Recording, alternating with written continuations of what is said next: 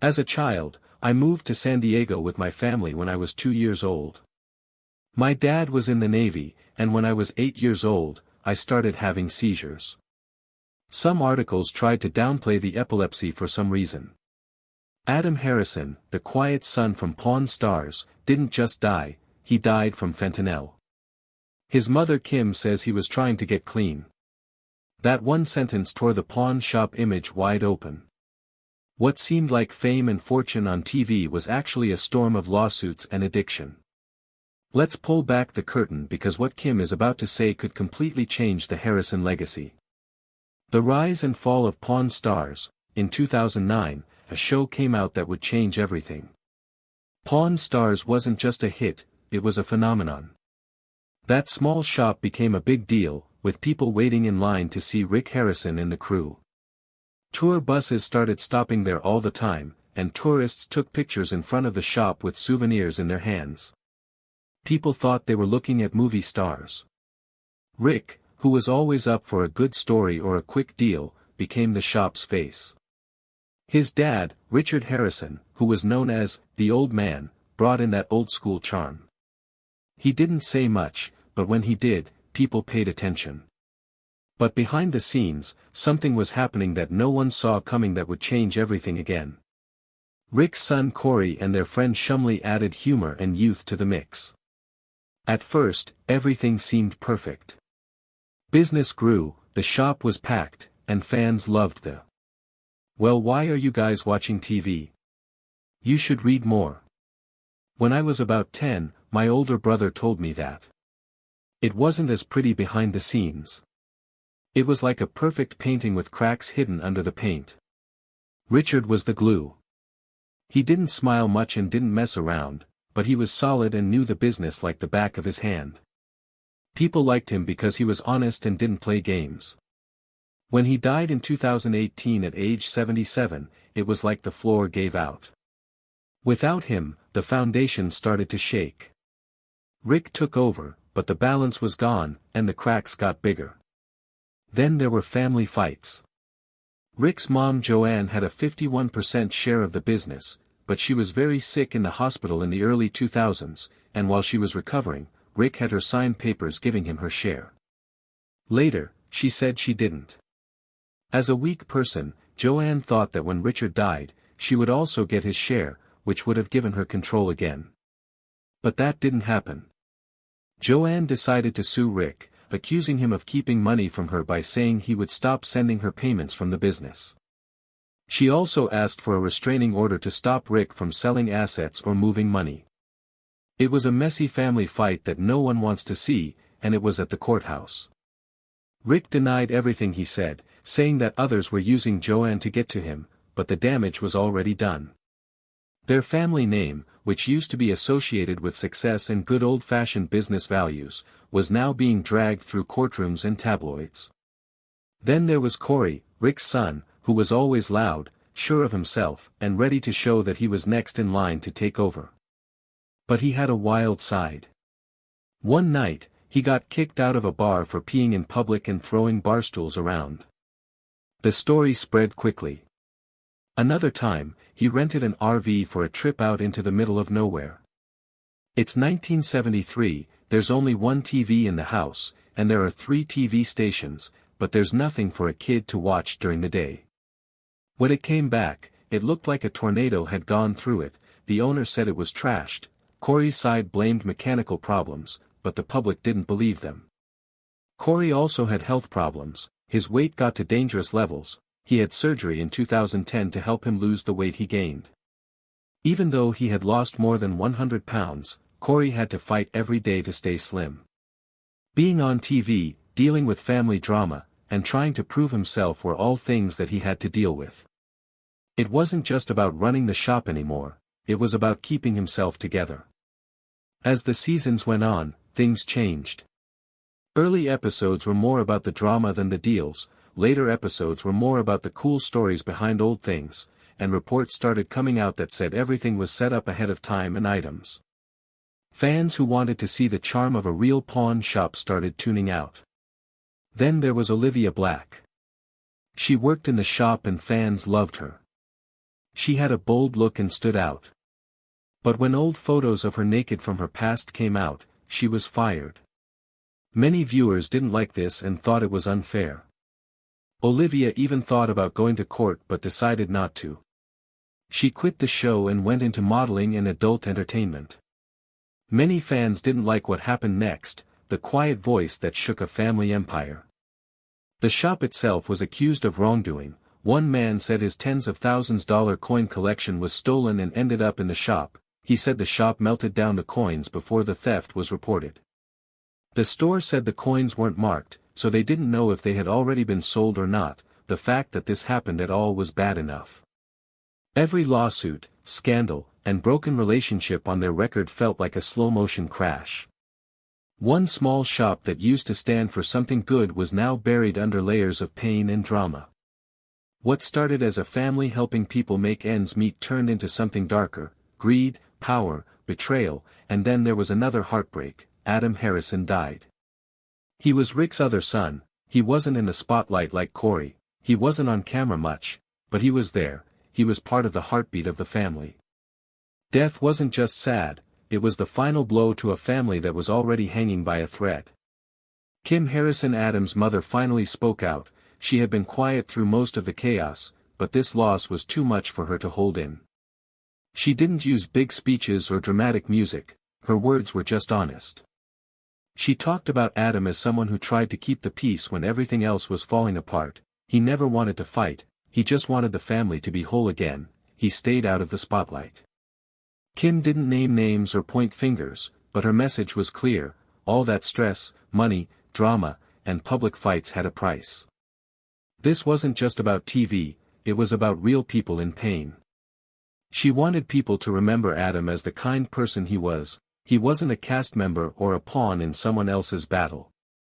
She hoped others would stop fighting and think about what really matters, not fame or money, but family love and being there for each other. That's what Adam stood for. That's what got lost in all the noise. There's no neat ending to the story. I had seizures as a child that were so violent that I couldn't walk for 2 weeks. There was no reunion. There was no perfect photo op with everyone smiling and hugging. The cameras are still rolling, and the shop is still there, but something is missing. Kim's voice broke through the chaos. It might not change everything, but it might help someone. Maybe that's the real lesson: what's left of the people when the lights go out and the fans stop watching. The moments you can't get back and the ones you still have a chance to save. It started with the name Adam Harrison and a headline that made people feel like someone had dropped a weight on their chest. Adam Harrison, son of Rick Harrison from that pawn shop show, had died. The news didn't show. People were sucked into a story that no one saw coming.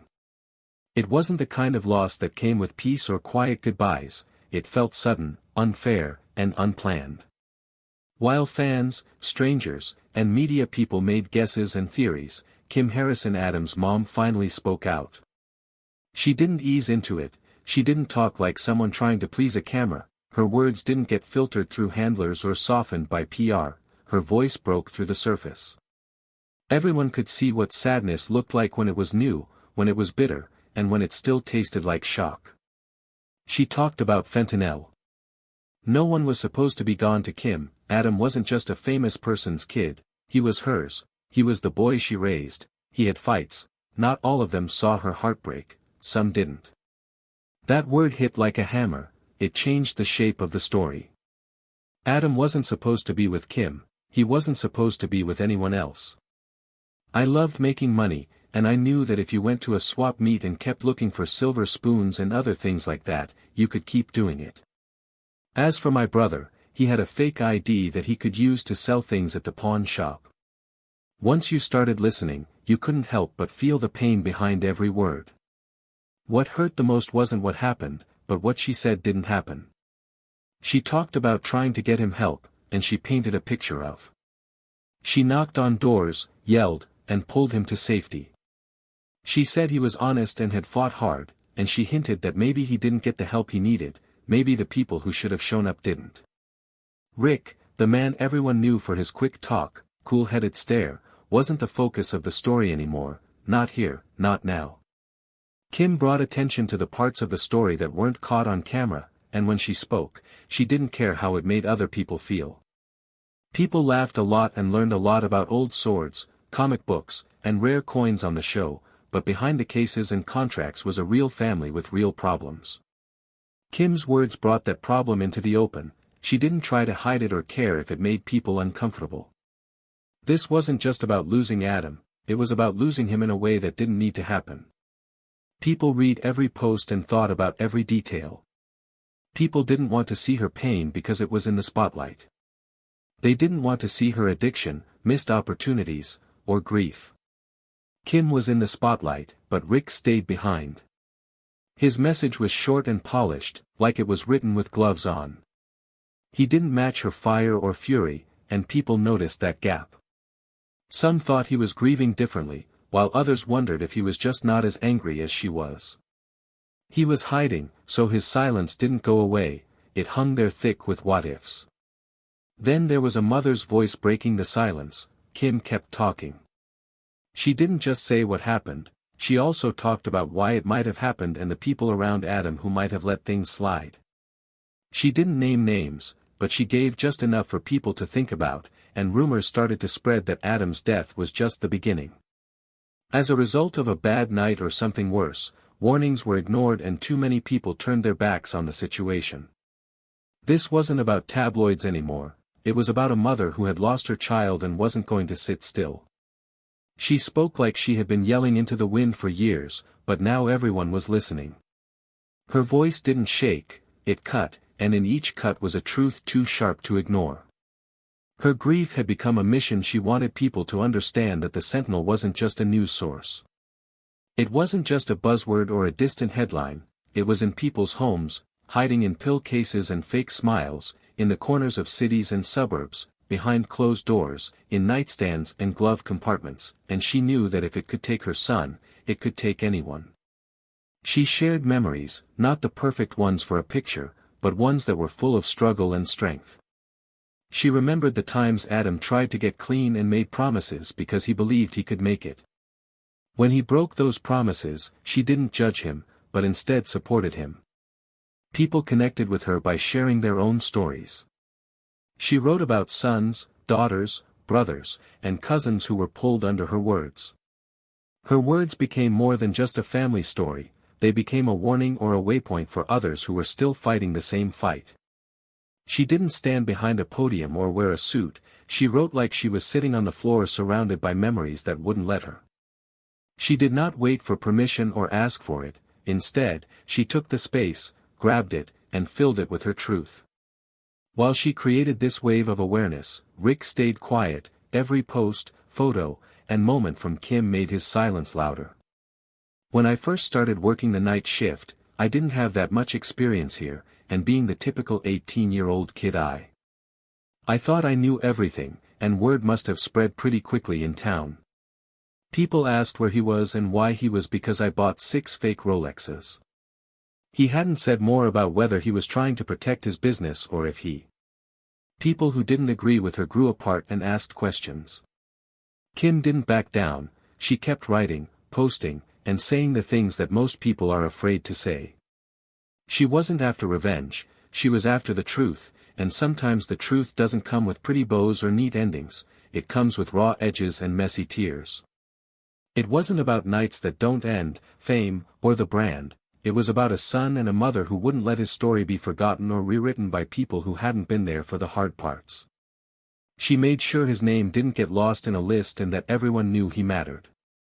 People started sharing her posts again, news outlets picked up her story, and people debated her words and questioned her timing, but there was something no one could hear. There was heartbreak that hadn't even had time to heal when she wrote things that most grieving parents would keep to themselves. She talked about fights, relapse, hope, and failure. She talked about love, the kind that fights even when it's tired and doesn't walk away even when it hurts. Each post felt like another step down a path that no one wants to take, but Kim did it anyway and made sure that others could follow her. Her grief became a torch. People who watched the Pawn show, laughed at the banter, and learned about collectibles started to see the family behind it in a different way. They realized this wasn't just entertainment, it was real life, and things were falling apart off camera.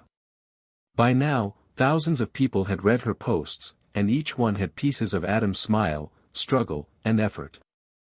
No, you sit here and tell me all this where I'm supposed to take this over, but every time I make a decision you got something to say. Well, he wrote. Yeah, when you make a bad choice. What's the real problem, dude? She talked about his unfinished dreams, the plans they made, the calls they made, and the moments that kept her going. She even talked about the last text message he sent her, a small bubble on a screen that now held 1,000 memories. He thanked her, told her he was okay, and said he was staying strong. She read that message over and over, and sometimes she said she could still hear his voice behind it as the days went by. Kim's grief didn't go away, it turned into a fight. She joined support groups, talked to other moms, and shared her story on podcasts. And over, she told people, this can happen to you. No red carpet, fame, or money can protect you from the grip of addiction once it sinks its teeth in. She said that over and over again, hoping that someone would finally listen. And people did. Her inbox was full of emails from parents thanking her, some saying that her post saved their kids' lives, while others said they were finally. People were talking about it, so she broke the silence. But even as the movement grew, Kim didn't forget the face that started it all, Adam, her son, her boy. She kept a picture of him when he was little, laughing so hard he could barely breathe. She looked at that picture every night, she said, and it reminded her why she had to keep going. She didn't get justice in the courtrooms or in the news, but she did get people talking. Is that sometimes the only way for things to change in this world? Does real justice come from the law or from people who won't be quiet? Let me know in the comments, and don't forget to like and follow for more.